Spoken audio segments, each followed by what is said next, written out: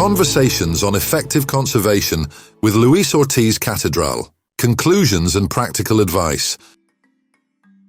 This is the third and last audio on our long interview with Luis Ortiz-Catedral. What we did here is we edited kind of a part of the interview where he explained in detail some biological data about the species he was working and kind of the biological challenge, because if not, the interview was going to be too long in this audio. So just to give you kind of context where we are now, Luis returned from Galapagos to New Zealand. He started working with parakeets in Australia, in an area very, very close to New Zealand. And then he started working with Kia, which is one of the endemic and rare parakeets or cetacid in New Zealand. This is clearly the most important of the three audios from Luis' interview. He talks about DOC here at the beginning. DOC is the Department of Conservation in New Zealand. And what we see here is how Luis is able again to establish multi-institutional partnerships with different organizations. And he emphasizes that he prefers to do that instead of trying to become the Mr. Parakeet Man or the expert on the species and to try to monopolize the process through his organization. His approach to coordination here is equivalent to a horizontal facilitation instead of having vertical relationships of formal authority where he would be telling other people, in this case his team, what to do. Then Luis moves again to Galapagos and he focuses on empowering and motivating the rangers in the national park. You remember from the second audio how he established good collaborative links with the national park team. And now he's supporting the national park rangers so they can do quite incredible things with finding new information about very endangered iguanas and how to do a translocation with them. And finally, at the end of this audio, he shares practical advice, kind of his pearls of wisdom about management of teams and programs. There's some really good stuff here, and the two previous audios were just kind of warming up to get to these pieces of hard-won advice from his more than 2 decades of experience working in conservation teams on islands and with endangered species. So let's listen to that.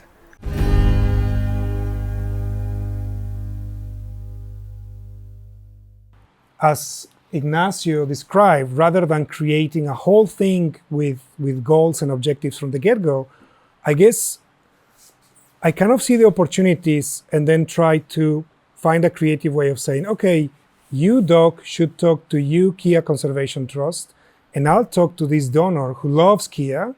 Then we get a kitty of money. You don't need to worry about, emergency funds for cameras, traps, whatever. See what happens. What we are playing here is a role of informal authority, connecting people from different organizations who have resources and making them like 2 + 2 + 2 = 8 instead of 6. Yeah. With informal authority, by saying, okay, you have budget and you have staff and you have all the salaries of the government, but you cannot get cameras. I'm going to get you cameras. And that's your role.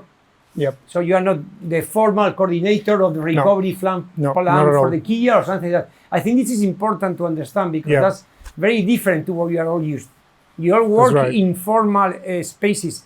The guy who's not working so much in that space is Ricardo in Mata Atlántica, because he's also creating a network based on informal authority. Okay? So it's a very horizontal team effort and networking. I'm not someone's boss, but I feel part of the team. And when needed, I take the leadership role, particularly with finding funds. If I were a superhero, I guess, without doubt, I would say finding funds is my superpower. I think I'm good at it. And turns out that's a thing that many people struggle with. So this is not birds, this is iguanas, a completely different organism. But the idea was, this is an opportunity to empower park rangers so they are agents of conservation rather than receiving instructions from an outsider highly qualified, often white scientists. So what is happening here, this is a park ranger from the Galapagos National Park, and we are processing a baby iguana.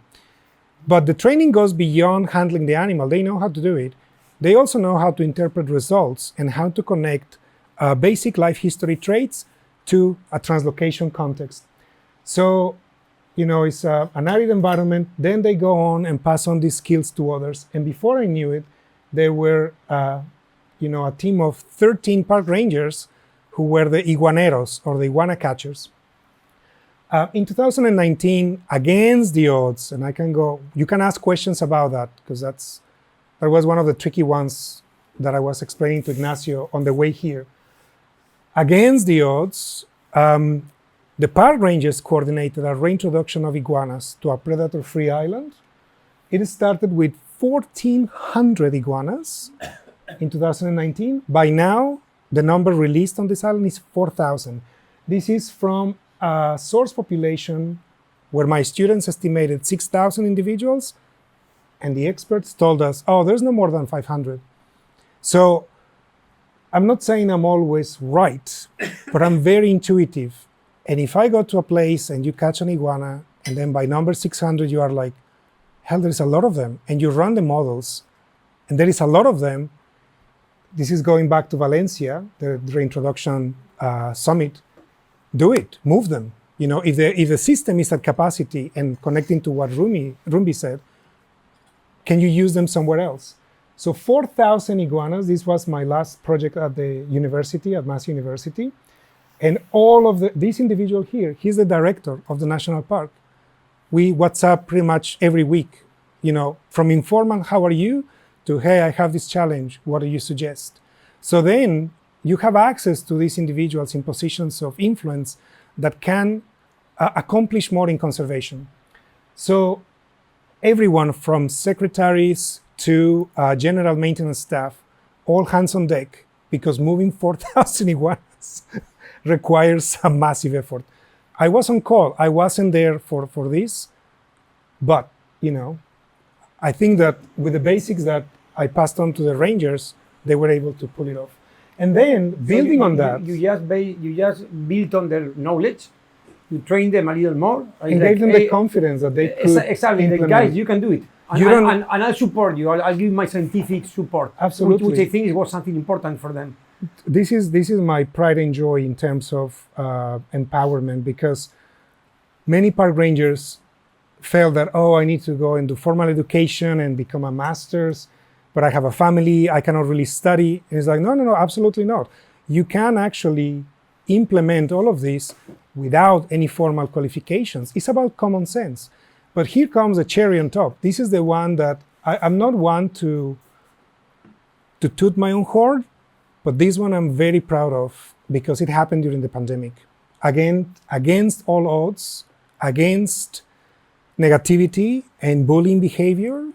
And, the park rangers who pulled this off with my support, they are my heroes.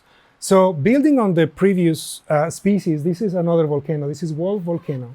And Wolf Volcano is home to the rarest iguana possibly in the world. This is the pink iguana. It was discovered in the 80s by a park ranger, described formally as a new species in 2005. And since then, there has been a bit of a monopoly on the management of the species. This is the most rare species of iguana. It lives in perfect harmony with the environment. It's a delicate balance of nature. To protect it, we must understand absolutely everything. Studies. Do you know how many papers are there on pink iguanas? You can put a stack and, put your cup of coffee next to you, use it as a desk. But then 2 of the park rangers that I've worked with took me to the site, and they were like, hey, Luis, this is what we think. This is the most active volcano in Galapagos. It's constantly erupting. It doesn't make sense. If this was a very specialized species, it would not survive in this environment. They need a stable environment, but they live in the most active volcano in Galapagos. So they must nest, in a kind of changeable area rather than perfect balance of nature kind of situation. And I was like, all right, let's find the nesting grounds of the species. There are about 300 estimated based on genetics, 300 individuals. The nesting grounds have never been found, 20 years looking for them. So they said, would you help us to put an application for funds and start a project that we lead with your input? And I said, absolutely. This is all by WhatsApp and phone calls. This is an incredibly challenging environment. It takes a day and a half to get to the summit of the volcano. There is no water. You need to bring your own water. So parallel to all of this, when the park director heard of this, he threw all his support to build a shelter on top, using helicopters, a combination of hired helicopters as well as private donors' money. This is the money shot. So the park ranger said, look, we've noticed that the crater erodes a little bit. So big rocks are pushed and is filled up with sand. We think that's where the iguanas nest. 6 months in, and they found it in this kind of environment. This is right at the edge of the caldera. It's not some pristine environment that, is untouched. It's a highly dynamic system, and the iguanas respond to it. It's a bit slower than I thought. Just a minute. Maybe it's the heat. Maybe it's the buffering. Yeah, it goes slowly. Come on. So anyway, that gives you an idea of the terrain. Very challenging. There you have it. That is the first video of a baby pink iguana. It's green. They camouflage in the forest, in the vegetation. I have a problem with Al Jazeera on this one because they say scientists found it. No, scientists have nothing to do with it. It was park rangers who found it. This news made it The Guardian, Nature Communications, all of the newspapers, and suddenly the park rangers were so happy that it was their common sense that gave the answer with really limited support from me. We had a system of WhatsApp messages in that they will check in on me and say, hey, we're thinking of going this way and the other. Great, just remember this, and that. Safety first, guys, don't be heroes. And they did it. So with that information, now the park has a management plan for the species, and this is the last shot of the pink iguana. But the reason why this is my pride and joy is because it doesn't make sense. There is zero value if I become the best at saving the parrot. I don't like it when people say, oh, you're the parrot person. No, it only has value if you actually pass on with someone else. If you remember on Ignacio's book, there is a conservation boat, and we only have a limited time aboard this boat. And if we are to get to these shores of full nature, you really need to pass on the torch to someone else. Enjoy the moment you have with your projects, but encourage others and empower them so they can do the projects themselves. That's the biggest lesson.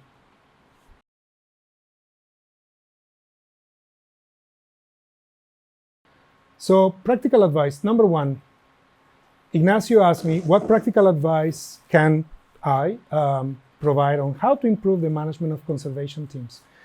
Number one, once you identify the conservation problem, analyze the circumstances around the problem and ask questions.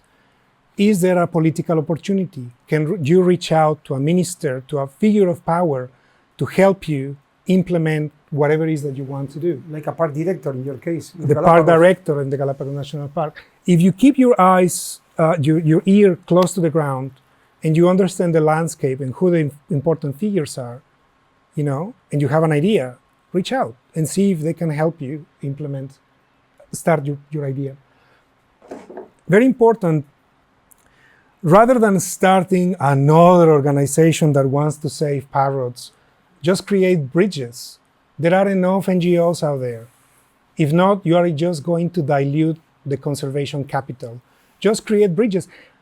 If you remove yourself from being the center of attention, I'm Luis Ortiz-Catedral, the parrot savior, and nobody else plays with parrots, you're not going to accomplish anything. But if you build bridges and play to your strengths, you can actually implement this kind of team dynamics more effectively. Very important is the funding flowing efficiently. We have a tendency to ask for money for conservation programs without reflecting, is funding really the issue? or is it how is flowing between salaries and equipment? Another thing, and I learned this one from Ignacio, conservation is a shifting landscape. The relationships between the area, the species, the economics, the politics, and all of that is constantly changing. It's not a perfect control experiment. And you need to develop that flexibility to manage your team. Because if you are aware of that, you can actually allocate tasks more effectively, you can identify opportunities quickly, and you can, move on to new opportunities faster. Do not wait for a perfect world or set of circumstances, but rather what is your and your team's strengths and play to that. There is the difference between a new idea and a successful new idea is dialogue. It's really words, if you think about it. It's how you communicate your need to someone who can help you.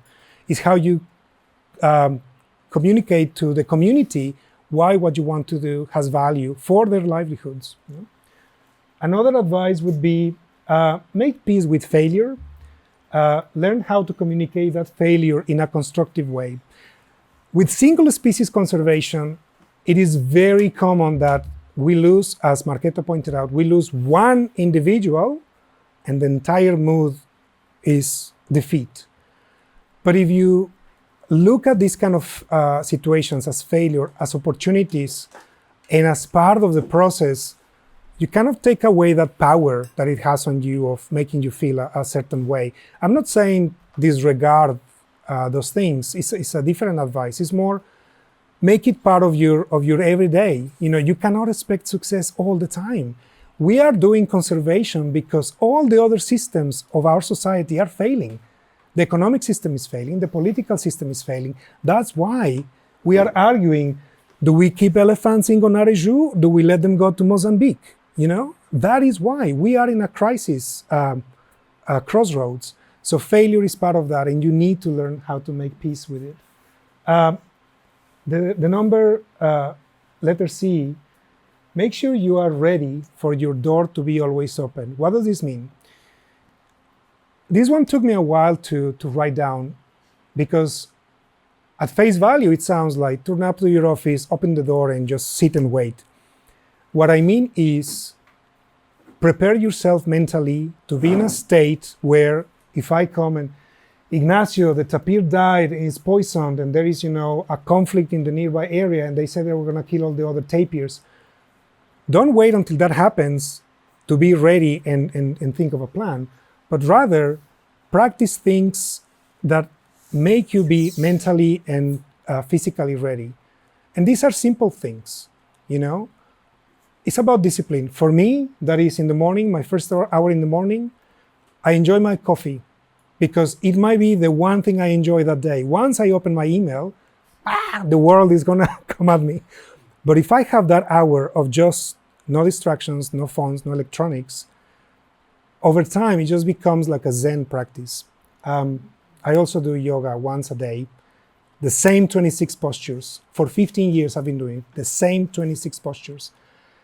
And every time, even though I know the posture, there's something slightly different about it. But here's a lesson, which will come up later in the text. Problems don't become simpler, you just become better at fixing them. And I guess that's what I'm trying to convey in this reflection. Make sure you are ready. If you are not ready, that's fine. Take time, talk to other colleagues, seek help. Because how many of us have had breakdowns? I've struggled with anxiety, with depression, clinical depression even, panic attacks. I've had them. But you have to get over the kind of stage where you feel paralyzed and just, find mechanisms to get over it. That's what your team comes into place. It's not just from you towards your team, it's from them to you as well. Talk to them. Any questions about this one so far? No? Another important one on how to manage teams effectively. Celebrate accomplishments, big or small. If it is a nice email or a little card or a pat in the back, a barbecue, never underestimate the power of a barbecue. Some of the best ideas come when you are relaxed, having a beer, and it happens.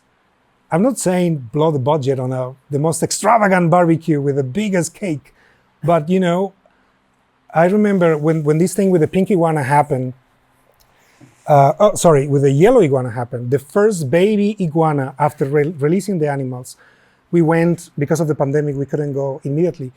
We went back 2 years later, found the first baby born in the new island where we released 4,000.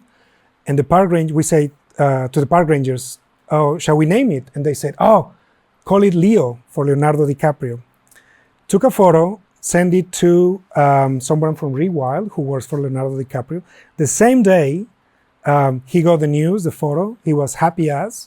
A few days later, we were having dinner, and it was like, dinner is on me, guys. This is the person from Rewild. And the ability to have a celebration and, order whatever you want. We are here to celebrate what you've done. That has no parallel, really, really develop that. And this advice comes repeated in the next question. I heard a few years ago that what makes us humans, aside from whatever physiological explanation, whatever, what makes us humans is that so far we are the only species that shares stories. That's it. If you talk about language, other animals have language, societies, whatever. Sharing stories. So for those of you interested, we can spend more time on that afterwards, on how I learned to change technical and academic language and turn it into a positive conservation optimism to get support from donors and all that. And I don't care if it is $50,000 or $5 million. The foundation is the same. You have to communicate the reason why you are doing something rather than the list of technical things you are going to do. It doesn't take away from it, but shifting gears between those dimensions.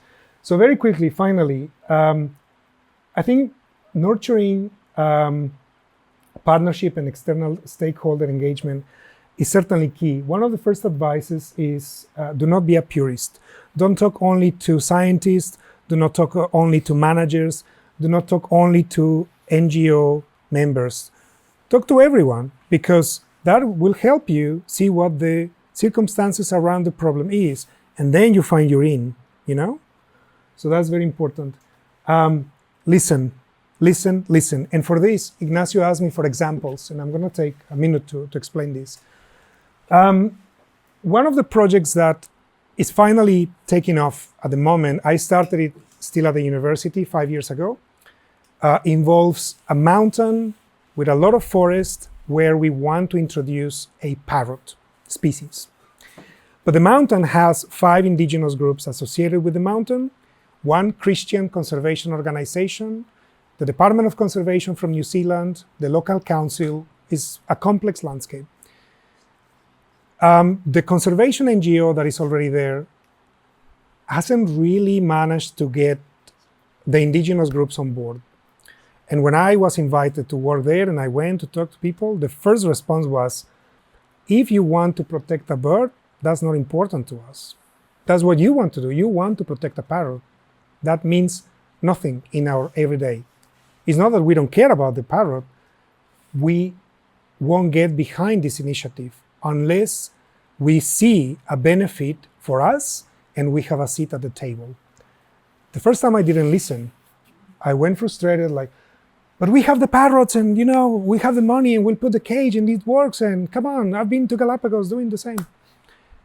Second time, I was like, I didn't listen the first time. It's not that they won't work with us. It's just that they want to share their story. So it has taken time with a thick skin, to not take disagreements as personal attacks. And earlier this year, I'm getting goosebumps actually, after my lovely cup of coffee in the morning, first email, 5 letters of support from the indigenous groups the same day. It's like, we are on board. The last sort of presentation you gave was great. We love it. How can we help? Took 5 years. And that's amazing. So now we're at the stage where, and that's the example I have on our RESI matrix. So for those of you who want to look at it, I'll explain it. So now we're in the stages of, next year is going to happen. That's a big year. But, So listen, listen, listen. Reciprocate. Don't always ask. If you go to a donor and ask for money, be prepared to give something back in the way of photos, stories. Make them part of your story. Because if you're asking just for funding, that leads to fatigue. The point number 2 is the same as before. Celebrate small accomplishments and big accomplishments. Next, highlight how this partnership actually makes both parties better than if they work alone. And that's up to you what elements of those are important. But if you find the language to express that, that's very powerful. Always reflect on the lessons learned. And again, it's about everybody doing more and more and in a better way, rather than only you being the hero. Letter B is my favorite. Work together to create, not to control. Don't feel that you are the one, this is my area of expertise and nobody plays with parrots like I do. No, rather try to create an environment where other contributions add value to it. Practice conservation optimism. Finally, transparency with funds. If you struggle, in my experience, if you go back to donors, whether this is competitive grants, government departments, or individuals, transparency beyond the financial statement. Tell them what are the challenges you face. We sometimes get blinkers to spend the money to what we anticipated would be the project, and then we experience new challenges along the way and we don't communicate them. And that in itself can create a demand for more funds. Just talk to them, and you will see that if you communicate it right, you'll get more support. There shouldn't be a monopoly for successes or challenges. If a smaller NGO is part of what you're doing, never push them aside or, acknowledge them. Make sure that they get a seat at the table. And finally, tell a story that goes beyond technical reports. I started this interview saying how important it was for me as a kid to be outdoors and with animals and all that. I'm sure all of you have stories as rich and as personal as that. You have the power of connecting that personal experience, which is you, is only yours, but make it common to someone else. If Mariana tells me of an encounter she had in Patagonia Sul with one of the organisms there, that makes me feel connected, because I'm like, oh yeah, I understand, that's exactly what I feel. And if you magnify that to attract funding and support, then your project becomes more than just your job. It actually becomes kind of a force of nature that takes life on its own. And maybe you'll have to get off the boat, the conservation boat, at some point, but hey, no one said we'll all arrive together at those safe shores of conservation. Maybe you can start another journey in another boat and just assume that you're not going to be the captain and you're not important. Or you let it go. So Rumbi and I had a really, Tafazzo had a good conversation yesterday, because they were asking me, well, how does that work? Because you work for an NGO, but you don't have a formal team, and you connect with the government departments, but you are not a government employee. How do you do it? And well, yesterday I explained it, well, maybe I'm the ox pecker, like I don't try to tell the giraffe or the buffalo where to go. I just jump and provide a service, and then I back off. I understand. So that's a metaphor, I guess. I understand it because I do the same. So yeah, it's great. Maybe it's called postmodern conservation. I don't know. Postmodern. So if it works for you, be the ox pecker. If it doesn't, then be the giraffe. But I'm a happy ox pecker.